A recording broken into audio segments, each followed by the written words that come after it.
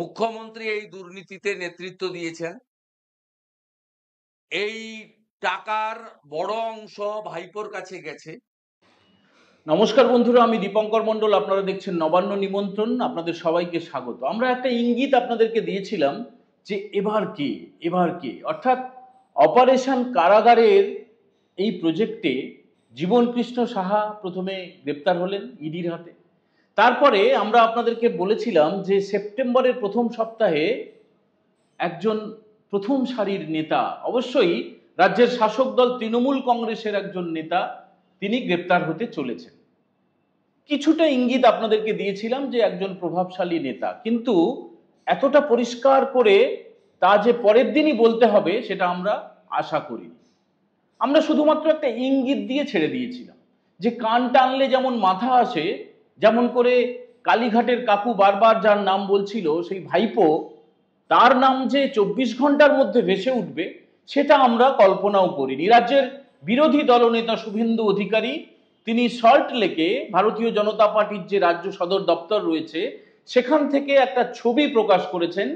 এই যে জীবনকৃষ্ণ সাহা, যাকে সিবিআই 2023-এ গ্রেপ্তার করেছিল, গ্রেপ্তার করার সময় দুটো ফোন সে পুকুরে ফেলে দিয়েছিল, তারপরে আবার 25 তারিখে তাকে গ্রেপ্তার করার সময় আরেক প্রস্থ নাটক, দৌড়ে পালিয়ে যাওয়ার চেষ্টা, কাদা মাখামাখি হওয়া, আবার মোবাইল ছুড়ে দেওয়া, তারপরে গ্রেপ্তার করে তাকে ব্যাঙ্কশাল কোর্টে পেশ করা হয়েছিল এবং 6 দিন তাকে কাস্টডিতে নিয়েছে ইডি। এবং ইডি এই কয়েক ঘন্টা যে অতিবাহিত হয়েছে, জেরা করে যেসব নাম উঠে আসছে সেগুলো শুনলে আপনারা অবাক হয়ে যাবেন। যে নামগুলো প্রকাশ্যে এসেছে তার আত্মীয় স্বজন, মাসি মেসো, কাকা কাকিমা, বৌদি, স্ত্রী ইত্যাদি ইত্যাদি। কিন্তু যে নামটা সবচেয়ে বেশি শুনলে আপনারা কেউ কেউ খুশি হবেন, ভাইপোর নাম উঠে এসেছে। গত 12 তারিখে অর্থাৎ 12ই আগস্টে একটা বৈঠক হয় এই জীবনকৃষ্ণ সাহার সঙ্গে ভাইপোর। সেই ছবিও শুভেন্দুবাবু প্রকাশ করে দিয়েছেন, সেই ছবি প্রকাশ করে দিয়েছেন। এবং আমরা যেটা বলছিলাম যে অপারেশন কারাগার নামক যে প্রজেক্ট লঞ্চ হয়ে গিয়েছে, প্রধানমন্ত্রী নরেন্দ্র মোদী তিনি রাজ্য বিজেপির একজন শীর্ষ নেতাকে, রাজ্য স্তরের শীর্ষ নেতাকে তিনি বলে গিয়েছিলেন গোপনে। তখন আপনারা কেউ কেউ সন্দেহ প্রকাশ করেছিলেন, বোধহয় ছেলেটা অনুমান ভিত্তিক কথা বলছে, নবান্ন নিমন্ত্রণ হয়তো অনুমান ভিত্তিক খবর করছে। তা না, স্পেসিফিক আমাদের কাছে খবর ছিল যে অপারেশন কারাগার লঞ্চ হবে হবে হবে হবে 2026 সালের আগে বড় বড় উইকেট পড়বে এবং সেপ্টেম্বরের প্রথম সপ্তাহের মধ্যে একটা বড় উইকেট পড়বে। এটা নিয়ে আমরা অলরেডি একটা কন্টেন্ট তৈরি করেছি। আজ আমরা সেই ইঙ্গিত, সেই ধোঁয়াশা, সেই মুখোশকে পাশে সরিয়ে রেখে মুখটাকে সামনে আনছি। এই মুহূর্তে স্ক্রিনে যে ছবিটা আপনারা দেখতে পাচ্ছেন, দেখুন জীবনের পাশে কারা কারা, জীবনের পাশে কারা কারা রয়েছেন। তৃণমূলের একদম শীর্ষ স্তরের নেতা নেত্রী, নেত্রী নেই, নেতারা আছেন। তবে নেত্রী কি বাদ আছেন? রাজ্যের বিরোধী দলনেতা শুভেন্দু অধিকারী তিনি যেটা দাবি করেছেন যে এই যে মৌচাক, দুর্নীতির মৌচাকের মক্ষীরানী তিনি হচ্ছেন মুখ্যমন্ত্রী। সরাসরি তিনি নাম বলে দিয়েছেন যে গোটা ক্যাবিনেটটা দুর্নীতিগ্রস্ত। পার্থ চট্টোপাধ্যায় প্রাক্তন শিক্ষামন্ত্রী এখনো জেলে, প্রাক্তন খাদ্যমন্ত্রী রেশন কেলেঙ্কারির দায়ে গ্রেপ্তার হয়েছিলেন, কিছুদিন তিনি কারাবাসের পরে এই মুহূর্তে জামিনে ছাড়া পেয়ে রয়েছেন। একাধিক নেতা, মন্ত্রী, বিধায়ক, সাংসদ, গোটা তৃণমূল দলের একটা বিরাট বড় অংশ দুর্নীতিগ্রস্ত। এবং এই দুর্নীতির যে মধু, সেটা যারা এজেন্ট, যারা জীবনের মতো ছোট ছোট এজেন্ট, তারা সামান্য একটু মধু রেখে দিয়ে গোটা মধুটা পাঠিয়ে দেয় মৌচাকে মক্ষীরানী এবং তার সেনাপতির দিকে, মানে ভাইপোর দিকে। বুঝতে পারলেন না? ভাইপো ভাইপো ভাইপো, যার কথা কালীঘাটের কাকু বারবার বলেছেন। কালীঘাটের কাকুও গ্রেপ্তার হয়েছিলেন, তার ভয়েসের স্যাম্পল টেস্ট হয়ে গেছে। এরপরে চারিদিক থেকে চক্রব্যূহ তৈরি করা হচ্ছে, চক্রব্যূহ, যাতে করে পাকাল মাছের মতো যত পয়সাই থাকুক না কেন ভাইপোর, তিনি না ফসকে বেরিয়ে যেতে পারেন, তিনি না এই পাঁকের মধ্যে থেকেও পাকাল মাছ যেমন করে ধরতে গেলে ফসকে বেরিয়ে যায়, তেমনি করে এই দুর্নীতির পাঁকের মধ্যে যে মধ্যমণি, তার পিসি এবং ভাইপো এই দুজনেই যাতে ফসকে না বেরিয়ে যেতে পারে, সেই জন্য একদম আঁটঘাঁট বেঁধে চারিদিকে চক্রব্যূহ তৈরি করা হচ্ছে। সেই চক্রব্যূহ থেকে ভাইপোর পালানোর আর কোনো রাস্তা নেই। সব রাস্তা একে একে একে একে একে একে বন্ধ করে দেওয়া হচ্ছে। বিভিন্ন দিক থেকে একদম অকাট্য তথ্য, প্রমাণ, সাক্ষী, এভিডেন্স জোগাড় করা হচ্ছে।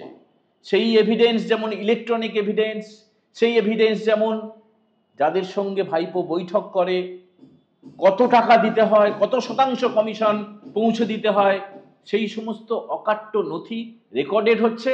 আর কিছুদিন অপেক্ষা করুন, আপনারা অনেক অপেক্ষা করেছেন, অনেক বিশ্বাস এবং অবিশ্বাসের বাতাবরণের মধ্যে দোদুল্যমান থেকেছেন। এবারে আর পালানোর রাস্তা নেই। আর যে কটা খুচরো ইতিউতি থাকে তারা 2026-এর এই বিধানসভা ভোটের পরে যখন bye bye tata bye bye হবে, দড়ি ধরে মারোটান হবে, তখন ওই বাকিগুলো আবার জেলে ঢুকবে। গোটা ভিডিওটা যেটা শুভেন্দুবাবু বিজেপির সদর দপ্তর থেকে, রাজ্য বিজেপির সদর দপ্তর সল্টলেক থেকে তিনি প্রেস কনফারেন্স করেছেন, একটুখানি শুনে নিন। গোটাটা আমরা শোনাবো না, ছোট্ট করে একটু শুনে নিন, তাহলে পরিষ্কার বুঝে যাবেন।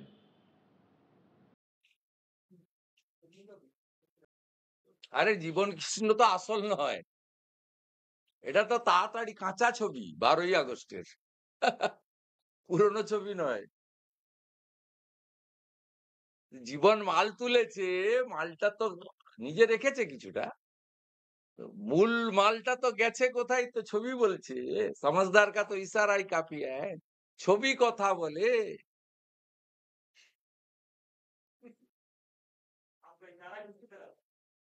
अरे पिक्चर देख लीजिए ना, समझदार का तो इशारा काफी है ना, पिक्चर तो बात कर रहा है इधर।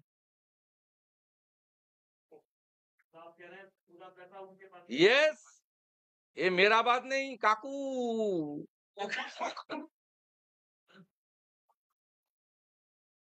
এই পিকচার ভাই 12ই আগস্টের, 12ই আগস্টের পিকচার।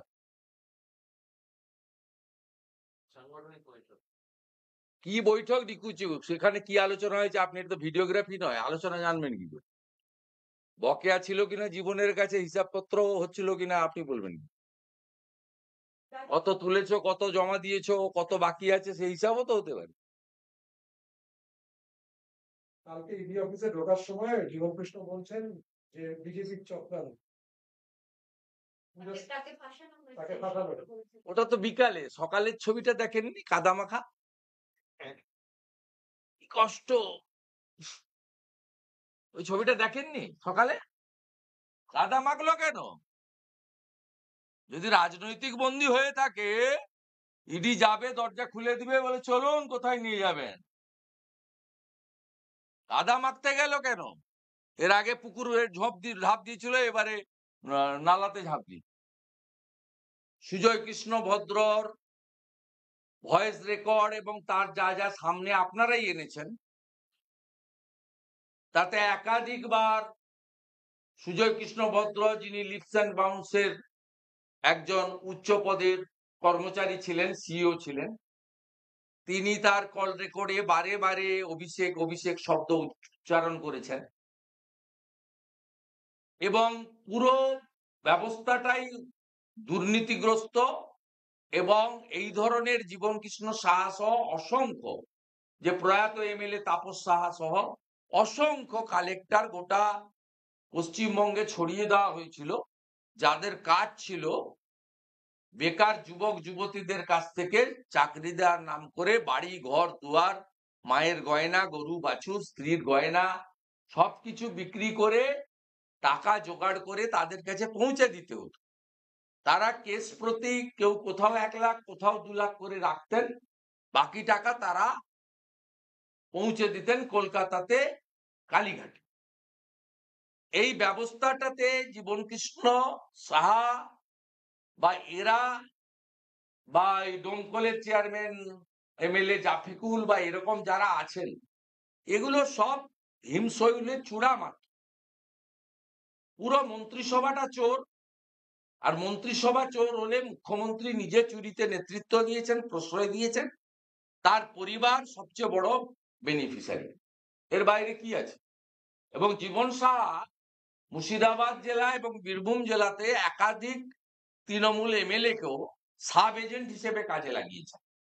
কান্দি, নবগ্রাম, খড়গ্রামের এমএলএরা তারা তালিকা তৈরি করে টাকা নিয়ে, তারাও 1 লাখ 2 লাখ রেখেছেন, বাকি টাকা তারা জীবনের কাছে পৌঁছে দিয়েছে।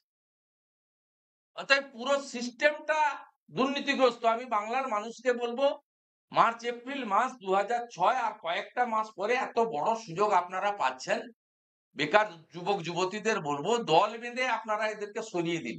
বন্ধুরা, ছবি দেখলেন, শুনলেন, শুভেন্দুবাবুর বক্তব্য শুনলেন, বুঝলেন কিছু? বিশ্বাস রাখুন, বিশ্বাস আপনাকে রাখতেই হবে, অবিশ্বাসী হলে হবে না। বিশ্বাসে মিলায় বস্তু, তর্কে বহুদূর। অতএব বিশ্বাস রাখুন, আস্থা রাখুন, ভরসা রাখুন, আদালতের ওপরে ভরসা রাখুন, আইনের ওপরে ভরসা রাখুন, কেন্দ্রীয় সরকারের অধীন এজেন্সিগুলোর ওপরে। আর পালানোর কোনো রাস্তা নেই। আপনারা সবাই ভালো থাকবেন এবং কমেন্ট করে জানাবেন আমাদের এই এপিসোড আপনাদের কেমন লাগলো। এখনো পর্যন্ত যারা নবান্ন নিমন্ত্রণ চ্যানেলটি সাবস্ক্রাইব করেননি, অবশ্যই সাবস্ক্রাইব করবেন। ভালো থাকবেন। কেমন? আজকের মতো এই এপিসোড এখানেই শেষ করি। জয় হিন্দ, বন্দে মাতরম।